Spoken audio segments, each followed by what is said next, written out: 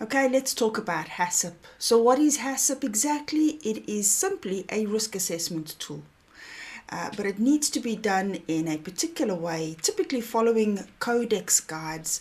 And Codex, by the way, was issued last year. So if you weren't aware, look out for revision 5, which was issued in 2020. That's the Codex guide on how to do HACCP. And essentially, as I say, it is simply a risk assessment tool. And although Codex is just a guide, the 7 principles of Codex is a legal requirement. So don't worry too much about the detail of that just yet. Let's just look at the basics of what HACCP is exactly. All right. It is a tool to consider hazards. And of course, it's pointless considering hazards if we don't then put control measures in place to mitigate against those hazards. So we are considering hazards, and these are the 4 categories that we are looking at: micro, physical, chemical, and allergenic hazards, which could all, of course, negatively affect our products.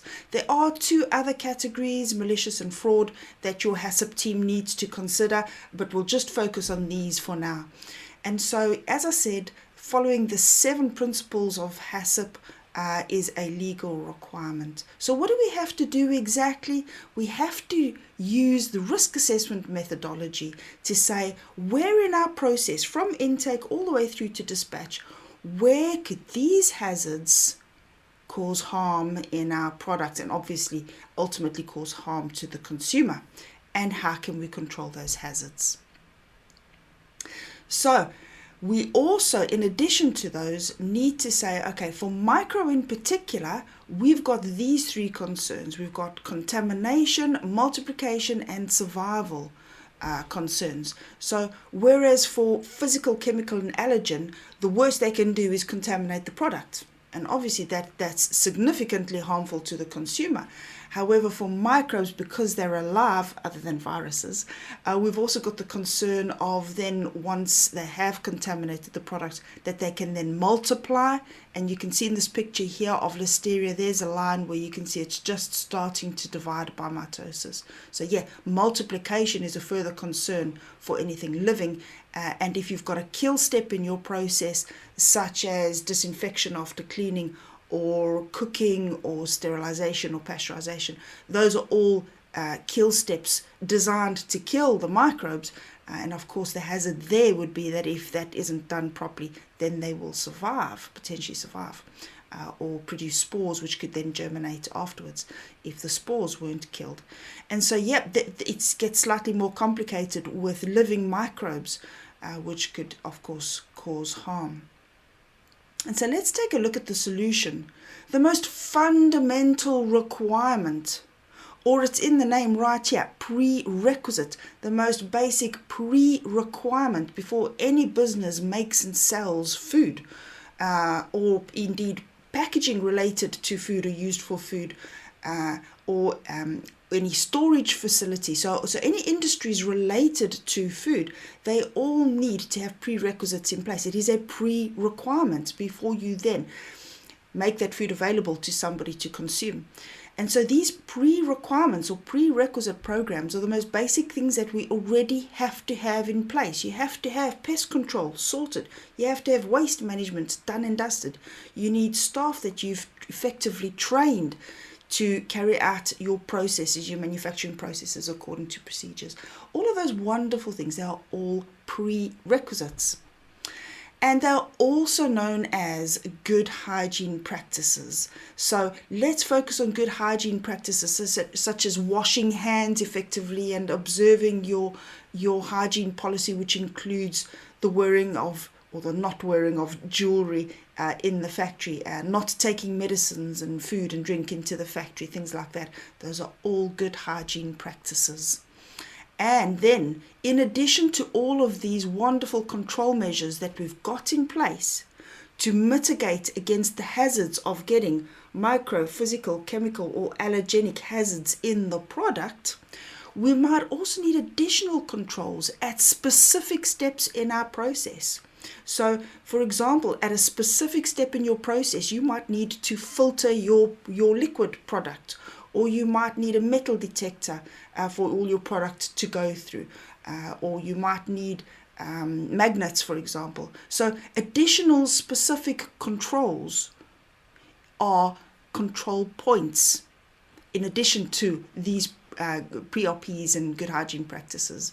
So those additional specific controls could be either just normal control points, or if you're in a facility that works to ISO 22000, that could be called an operational prerequisite program. But don't worry too much about that. That's not particularly common. Or if this control at a specific step in your process is deemed by your HACCP team to be critical to the ultimate safety of your finished product, then that is going to become a critical control point. It means that it is obviously critical that that control measure is spot on. Otherwise, potentially, people will be harmed. So hence the focus on CCPs. Now, that does not mean that normal control points or good hygiene practices or prerequisite programs are not important. It does not mean that. They are all important. In fact, most commonly, when we see problems such as recalls or where people have gotten sick from consuming products that have been contaminated, most commonly in those cases, it's where a prerequisite program has failed.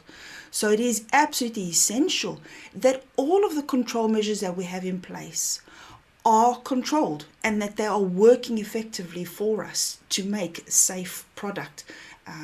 But that CCP is where your HACCP team has said, well, this one here is even more so critical. So we must take extra care with CCPs. And so let's just take a closer look at CCPs. Wherever you've got a critical control point, you will also have an associated critical limit. So a defining point that says that you are either in control or not in control. And when I say in control or not, I'm talking about the control measure to control that particular hazard that you have identified. Or that your HACCP team has identified. So yes, there's an associated critical limit. We need to monitor that our process is under control against that limit, and your procedures will tell you exactly how to do that. And of course, you're going to document that monitoring that has been carried out at that point in your process. And of course, you are going to take immediate action for any out of specification result that you get. And of course, the specification is the critical limit. So anything that you get that implies that your control measure is not working, you're going to take immediate action. And typically, that action involves telling someone, so that's notifying the right people, and of course, immediately holding or quarantining that affected product back to your last good check. So those are the two things we must always do if we find that the product's not in control, or the control measure wasn't in control, which might imply that that product is not safe. Don't forget that CCPs must be validated. So validated means gaining proof that that control measure will perform consistently as per specification, come what may. So that is validation. So CCPs and the associated limits must be validated. So let's take a look overall at our controls, just to summarize what we've been discussing. It's our systems that we rely on, so our procedures that will have been developed based on HACCP, the original risk assessment for your product and your process. So we must follow those systems, of course. Those systems must be monitored, whether it's a prerequisite program, a good hygiene practice, a control point, or a critical control point. Everything that we're doing whilst we are manufacturing that product, whether it falls under any of those control measures, must be monitored at a sensible frequency according to your procedures. So we have to have our eye on everything to make sure that we are making safe product. That's the monitoring against our systems.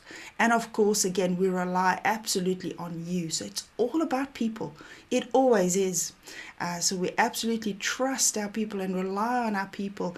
And our consumers rely on us, don't they? They absolutely rely on us. They're putting faith in us when they buy that product and consume that product.